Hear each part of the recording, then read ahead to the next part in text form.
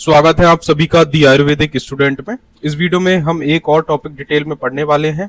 ठीक है, इससे पहले हम ज्वर के जितने भी टॉपिक हैं, चाहे वो नव ज्वर, जीर्ण ज्वर, चाहे ज्वर का बेसिक इंट्रोडक्शन हो, ठीक है, सन्निपातज, नेज, इनको हम पहले लेक्चर्स में कवर कर चुके हैं। अगर आप पहली बार आगंतुक ज्वर देख रहे हैं तो कृपया ज्वर का जो बेसिक इंट्रोडक्शन का पहला लेक्चर है इसको जरूर देखिए, अदरवाइज आपको चीजें समझ में नहीं आएंगी। मैं आपको बता दूं, और अगर आप ये नोट्स डाउनलोड करना चाहते हैं तो इसके लिए आप मेरे टेलीग्राम चैनल है, वहां से इसको डाउनलोड कर सकते हैं। मैंने वहां पे इसको अपलोड कर दूंगा लेक्चर के बाद। ठीक है, तो हम चलिए शुरू करते हैं, इसको डिटेल में पढ़ते हैं आगंतुक ज्वर को। ठीक है, आगंतुक ज्वर क्या है? बेसिकली आगंतुक ज्वर मतलब ऐसा है, अगर हमें कोई बाहरी कारण से कोई अभिघात लग जाता है, कोई चोट वगैरह लग जाती है, तो उसके कारण जो ज्वर शरीर में उत्पन्न होता है ना, तो उसको हम आगंतुक ज्वर कहते हैं। ठीक है, और इसका कोई मतलब नहीं। कई बार आपने देखा होगा कि बहुत से लोग शोक, कोई चिंता, भय के कारण, कोई डर के कारण किसी किसी को ज्वर हो जाता है ना, तो वो सब क्या है, वो आगंतुक ज्वर के अंदर ही आता है। चलिए हम इसकी परिभाषा देखते हैं। इसका मतलब है अभिघात, भय आदि बाहरी कारण से, जो है ना, अभिघात, भय आदि कारणों से उत्पन्न होने वाले ज्वर की को क्या कहते हैं? उत्पन्न होने वाले ज्वर को आगंतुक ज्वर कहते हैं। यानी कि कोई भी, चाहे वो अभिघात के कारण हो, चाहे वो भय के कारण हो, ठीक है, और भी कोई बाहरी कारण से अगर कोई जो ज्वर है अगर वो उत्पन्न हो रहा है, तो हम उसको क्या बोलेंगे? आगंतुक ज्वर बोलते हैं। ठीक है, और ये कितने प्रकार का होता है? ये 4 प्रकार का होता है। कौन कौन से हैं? वो है अभिघातज, अभिसंगज, अभिचार और अभिशाप। ठीक है, क्या है? अभिघात, संग, चार, साप। ट्रिक से इस तरह से याद रख सकते हैं, क्या है? अभिघात, संग, चार, साप। यानी कि अभिघातज है, अभिसंगज है, अभिचारज है और अभिशापज है।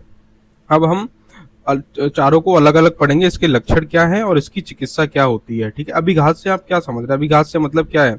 अगर कोई बाहर से किसी कारणवश अगर आपको चोट लग जाए और उसके कारण अगर कोई ज्वर उत्पन्न हो जाता है ना, तो वो अभिघात है। जैसे चाहे वो चोट किसके कारण लग रही हो, चाहे वो तलवार के कारण लग रही हो, चाहे शस्त्र के कारण, चाहे कास्ट, ठीक है, चाहे किसी ने मुक्का आदि के प्रहार से या अन्य कारणों से शरीर पर अभिघात लगने से उत्पन्न ज्वर क्या कहलाता है? अभिघात ज्वर कहते हैं। मान लो अगर आपको कोई चोट लग गई, मान लो आपका एक्सीडेंट हो गया, तब भी लोगों को क्या रहता है भाई? ज्वर, बुखार आ जाता है। ठीक है, कोई किसी की लड़ाई हो जाती है, देखते हैं कि कोई जो थोड़ा इतना शूरवीर नहीं था, तो उस इंडिविजुअल में भी बुखार आ जाता है। तो इसका मतलब वही है कि अगर तलवार, शस्त्र, काष्ठ, मुक्का आदि के प्रहार से या कोई अन्य बाहर कारण के कारण अगर शरीर में अभिघात लग जाता है, तो उस पर अगर उसके कारण जो ज्वर उत्पन्न हो जाता है, तो उसको क्या कहते हैं? अभिघात ज्वर कहते हैं। मैं आशा करता हूँ कि आपको अभिघात का मतलब, अभिघात का मतलब अच्छे से समझ में आ गया होगा। अगर हम इसकी चिकित्सा की बात करें तो इसकी चिकित्सा वही है कि अगर आपको कोई अभिघात लग रहा है, मतलब आघात हो रहा है, तो क्या करेंगे आप? आघात में तो हमें क्या है भाई? अगर आघात में अगर आपको कोई चोट लग गई है या कुछ कोई समस्या हो गई है, तो आप क्या करेंगे? उसके अनुसार ही तो उसकी चिकित्सा करेंगे। मान लो आघात के कारण अगर आपके शरीर में कोई व्रण हो गया है, ठीक है, तो क्या उस वर्ड के अनुसार चिकित्सा करेंगे, यानी घाव को भरने के लिए चिकित्सा करेंगे। साथ ही में इसमें एक दो तीन चीजें और है, उसको जरूर आप ध्यान रखिए कि हम इसमें अभिघात ज्वर में हम सर्पी पान करा सकते हैं। क्या करा सकते हैं? सर्पी पान। ठीक है, और क्या करा सकते हैं? अभ्यंग भी करा सकते हैं। और इसमें क्या होता है? इसमें रक्त मोचड़ भी होता है कहीं कहीं पे, और साथ ही में उसे मद का सेवन भी कराया जा सकता है। अब यहाँ पे मद का सेवन क्यों करा रहे हैं? अगर हम उसे इंडिविजुअल को अल्कोहल दे देंगे तो क्या क्या रहेगा उसमें? अगर कोई बहुत ज़्यादा पेन की समस्या है, कोई दर्द वगैरह हो रहा है, तो उससे इसको राहत मिल जाएगी। ठीक है, तो इन चीज़ों का भी उपयोग अभिघातक ज्वर में करते हैं। अब देखते हैं हम अभिसंगत ज्वर। अभिसंगत ज्वर का मतलब क्या है? ठीक है, यानी कि ऐसा ज्वर जो काम, क्रोध, शोक या भय के कारण या कोई भूत प्रेत के कारण उत्पन्न हो रहा है ना, तो वो ज्वर क्या होता है? तो वो ज्वर क्या है? वो ज्वर है अभिसंगत। इसको एक बार पढ़ते हैं कि काम, क्रोध, शोक एवं भय से असक्त तथा भूत प्रेतों के कारण जिन व्यक्तियों में ज्वर उत्पन्न होता है, उसे क्या कहते हैं? उसे अभिसंगत ज्वर कहते हैं। अब मान लो कोई इंसान है, कोई इंडिविजुअल है, अगर वो बहुत ज़्यादा क्रोध में है, बहुत ज़्यादा शोक मतलब चिंता में है, बहुत ज़्यादा डर में है, या उसको लगता है कि मेरे आस पड़ोस भूत प्रेत हैं, तो उस कारण से अगर किसी इंसान में ज्वर उत्पन्न हो जाएगा, तो वो क्या है? वो अभिसंगत ज्वर है। ठीक है, तो इसकी चिकित्सा क्या करते हैं? इसकी चिकित्सा थोड़ा अलग अलग है।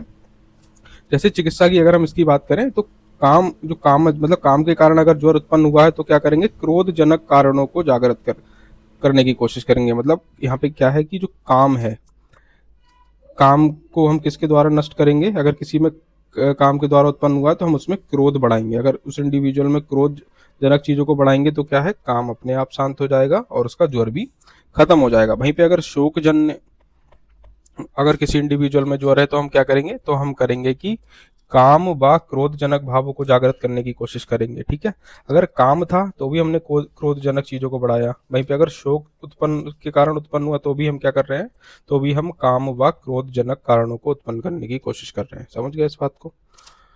अब हम देखते हैं अगर भय के कारण अगर किसी को उत्पन्न हो रहा है ज्वर तो हम क्या करेंगे, तो हम उस इंडिविजुअल में धैर्य और आश्वासन देने की कोशिश करेंगे, जिससे क्या रहे कि उसका जो भय है, जो डर है वो निकल जाए। अगर मान लो कोई डरा हुआ व्यक्ति आपके पास आएगा तो आप क्या करेंगे, उसकी सही रूप से काउंसलिंग करेंगे। ठीक है, उससे कहेंगे कि अपना जो पेशेंस है उसे बना के रखे, ये समस्या हमेशा नहीं रहेगी, चली जाएगी, तभी तो उसमें उसे आराम मिलेगा, और तो इसका कोई आप ट्रीटमेंट दे नहीं देंगे। ठीक है, साथ ही में अगर क्रोधजन्य ज्वर उत्पन्न है तो हम उसमें क्या करेंगे, काम यानी वासना को जागृत करेंगे, तो क्या रहेगा, इंडिविजुअल में क्रोध की कमी हो जाएगी। अब आप खुद देख लें, अगर कोई इंडिविजुअल सेक्सुअली एक्साइटेड होगा तो ऑब्वियसली वो क्रोध नहीं करता है उस टाइम पे। ठीक, तो इससे आप इस चीज को लिंक कर सकते हैं। ठीक है, चारों चीजों में अलग अलग है, यानी कि कामत ज्वर होगा तो हम उसमें क्रोध को बढ़ाने की कोशिश करेंगे। अगर शोक है तो शोक के कारण उत्पन्न हुआ तो हम उसे क्या करेंगे, उसमें काम और क्रोध दोनों को बढ़ाने की कोशिश करते हैं। अगर भय है तो हम उसे धैर्य रखने की बोलेंगे, आश्वासन देने की कोशिश करेंगे। और क्रोध है तो हम उसमें काम उत्पन्न करेंगे या वासना को जागृत करके उस चीज को शांत कर देंगे। अब आता है यहाँ पे अभिचारज। अभिचारज में क्या है, अभिचारज है यज्ञ होम आदि धार्मिक अनुष्ठानों को विधि पूर्वक ना करने से। मान लो अगर कोई इंसान है, उसके यहाँ यज्ञ हो रहा है, ठीक है, अगर वो पूजा पाठ कर रहा है, ठीक है, और भी अगर कोई धार्मिक कार्य है, अगर वो उसको उचित रूप से नहीं करता है, उसमें कोई गलत तरह से करता है या उसमें अपनी श्रद्धा भाव नहीं रखता है, और अगर उस कारण से अगर उसमें ज्वर उत्पन्न हो जाता है तो वो क्या है, अभिचारज ज्वर के अंदर आ जाता है। तो अभिचारज ज्वर में हमें चिकित्सा क्या करनी है, देव्य पाश्चात्य चिकित्सा की जाती है इसमें, और इसमें कुछ भी खास नहीं है। ठीक है, इसमें युक्ति पाश्चात्य कुछ भी नहीं लगा, सिर्फ देव्य पाश्चात्य चिकित्सा है। वहीं पे अगर हम देखें अभिशापत ज्वर क्या है, अभिशापत ज्वर का मतलब है अगर आप अपने गुरुजनों का अपमान करते हैं, अपने बड़े लोगों का अपमान करते हैं, या उसके कारण आपको जो शाप दे देना, उसके कारण अगर आपको ज्वर उत्पन्न हो जाएगा तो वो क्या है, वो अभिशापत, यानी इसके शाप, लास्ट में शाप उत्पन्न हो रहा है तो इसका वही मतलब है कि अगर आपके गुरुजनों का अपमान करने से जो शाप लगता है आपको, उससे उत्पन्न ज्वर क्या है, अभिशापत ज्वर है। ठीक है, इसमें भी हम क्या करते हैं, इसमें भी चिकित्सा उसमें वही है, देव पाश्चात्य चिकित्सा है और कोई खास बात नहीं है। अभिघात चार संग शाप, समझ गए इस बात को। वहीं पे अगर हम आगे देखें क्या है, आगंतुक ज्वर में आम अवस्था नहीं होती। कौन सी आम अवस्था इसमें उत्पन्न नहीं होती है।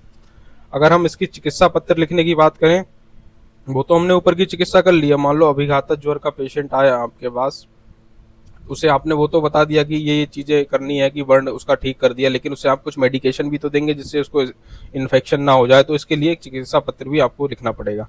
उसमें क्या दे सकते हैं, भोजन से पूर्व हम दे सकते हैं बृहद कस्तूरी भैरव रस 400 mg, स्मृति सागर रस दे सकते हैं कितना, 400 mg, संजीवनी वटी 1, गुड़ूची सत्व 1 ग्राम। ठीक है, इसको क्या करना है, प्रातः साय देना है मधु के साथ, वही दिन में 2 बार प्रातः साय।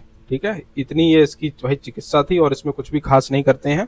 ठीक, तो आपको मैं आशा करता हूँ कि आपको समझ आ गया होगा। आगंतुक ज्वर मतलब जो भारी कारणों से एक आघात लगने से शरीर में उत्पन्न होता है, वो आगंतुक ज्वर होता है। ये 4 प्रकार का होता है। अभिघात संग 4 साप, इससे आप याद रख लें। अभिघात मतलब चोट लगने से, संग का मतलब वही क्रोध विरोध से जो उत्पन्न होता है। अभिचार और अभिशाप को मैंने आपको डिटेल में बता दिया है। ठीक है, ये था हमारा एक और टॉपिक। अब आगे हम पढ़ेंगे विषम ज्वर के बारे में। ठीक है, तो आप प्लीज मेरे चैनल को सब्सक्राइब जरूर कीजिए, जिससे हम और एनसीआई से रिलेटेड वीडियोस को अपलोड कर सकें अपने चैनल पे।